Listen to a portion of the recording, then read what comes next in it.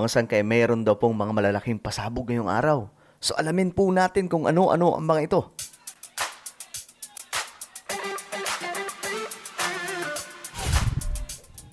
Hey guys, what's up? This is me. We are back dito sa ating YouTube channel. Sa mga nanonood ngayon ng mga Solid Sangkay, comment down below hashtag Solid Sangkay kasama po ang inyong mga lugar. Okay? Sa mga nanonood naman po ngayon na hindi pa po nakakapag-subscribe, guys, makikita nyo po yung subscribe button. Sa baba ng video na to, i-click nyo lamang po yung subscribe, i-click ang bell, at i-click nyo po yung all. Sa mga nanonood po sa Facebook, i-follow nyo po yung ating Facebook page. Okay, so napaka-interesting nitong magaganap daw po ngayong araw mga sangkay kasi meron na naman daw pong pasabog. May Senate Blue Ribbon hearing na naman daw po ngayon. Pero ito po ay sa side ng Cayetano Black. Hindi po yung sa side ng Gatchalian. Tapos ang matindi, eto. Hindi daw po sa loob ng Senado gagawin, kundi sa labas. Pag-usapan natin to, tignan po natin yung mga impormasyon. Kasi ito po, lumabas po ito nakarang araw.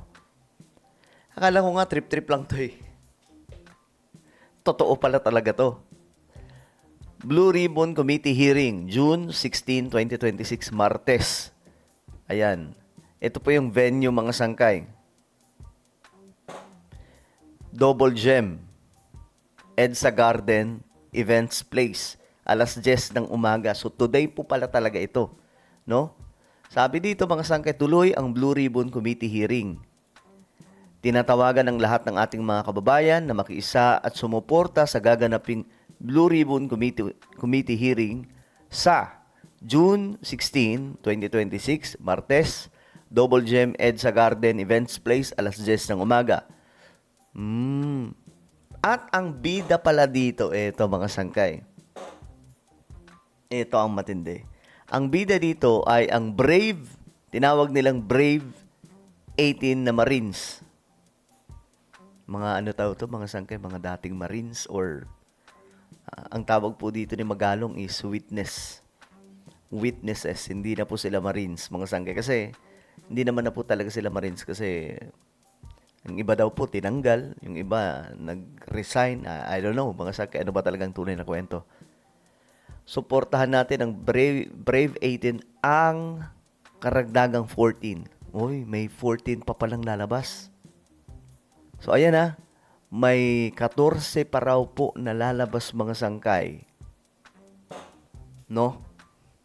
14 na lalabas na mga, ano to, mga Marines ba to? So, mukhang may Pero ako, mga sangkaya, ang masasabi ko lang sa kanila, since 3 beses na po silang nagkamali, patunayan nila na hindi sila nagsisinungaling. Kasi nawawala yung nila eh. Yung credibility nila, mga sangkay, medyo tumatalbog eh. Bakit? Kasi yung mga una nilang mga binanggit, mga sangkay, may mga palpak. No? May mga sabit. Halimbawa na lang, yung pinadalhan nila ng pera, matagal na palang na-deads yun. Tauhan daw po ni Tito Soto. Matagal nang na-deads yun. Paano, ano yun, tumanggap yung kaluluwan niya doon. So, kailangan lang nilang gawin dito. Ako, gusto ko naman talaga malaman ng totoo. Kasi corruption to eh. Pagdating sa corruption, hindi po tayo neutral dyan.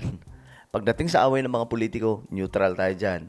Pagdating sa tanong kung pro-government or anti-government tayo, pro-government po tayo. 'Di ba? Nasa side po tayo nila PBBM kasi siya po ang nakaupo. Pero pagdating po sa korupsyon, hindi po tayo neutral dyan. Nasa side po tayo na kumukontra sa korupsyon na to at gusto po nating malaman kung ano ba talaga ang totoo. So, ayon po dito, suportahan natin ang Brave 18 and ang karagdagang 14. At ang ating mga senador, Alan at Pia Cayetano, Marcoleta, Amy, Camille at Mark Villar, Padilla, Legarda, Estrada, Go, Villanueva at De La Rosa. Teka, pupunta ba si De La Rosa? Pupunta ba si De La Rosa? O papakita ba siya doon? Ba't wala dito si Ba't wala sa Jinggoy? Dito pala, dito. Estrada. Suportahan natin ang paglabas ng katotohanan. Okay, sige.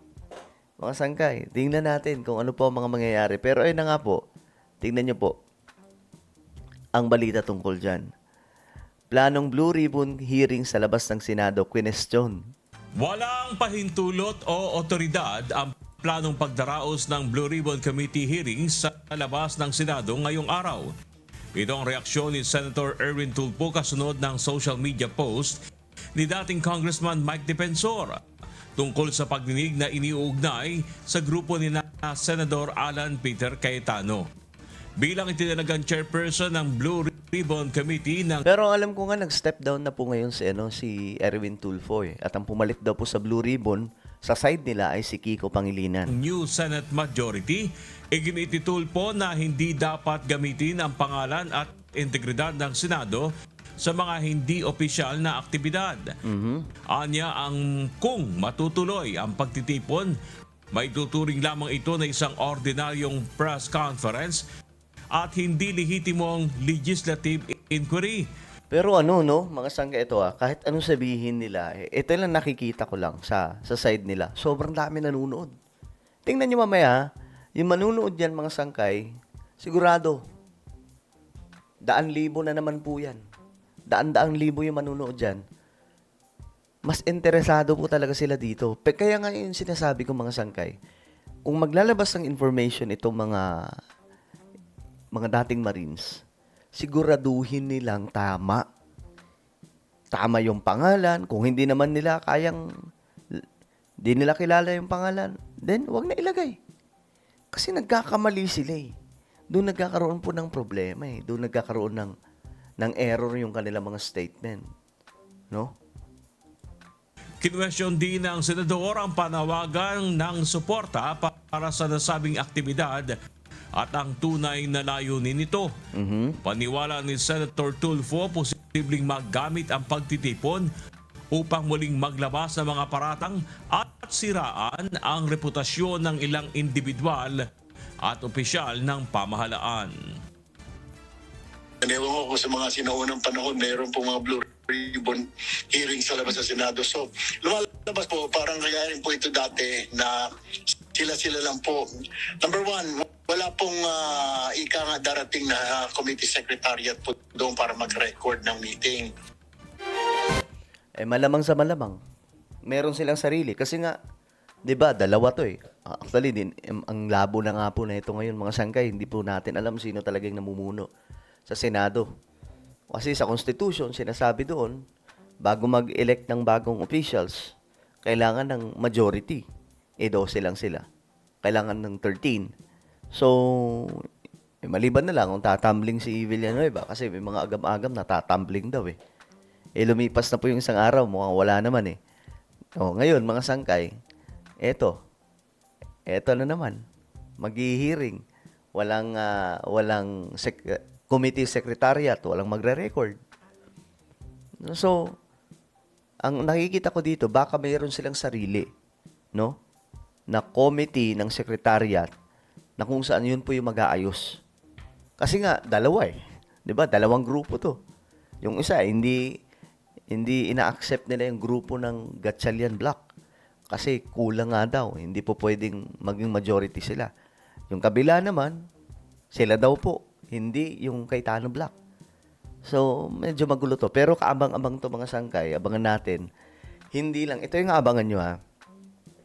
Abangan nyo yung mga ilalabas na information kung totoo o hindi. Yun lang. Kung totoo o hindi, i-record nyo. Magagaling naman ang Pinoy dyan eh. Pag-aralan ninyo. Kasi doon lang po natin malalaman talaga mga sangkay kung nagsasabi sila ng totoo. Okay? Well, ano po ang inyong opinion? Comment down below. Meron tayong YouTube channel. Ito po ay Sangkay Revelation. Hanapin nyo po ito ngayon sa YouTube. Kapag nakita nyo na, i-click nyo po yung subscribe, i-click ang bell, at i-click nyo po yung all. Ako na po ay magpapaalam, mag-iingat pong lahat. God bless everyone.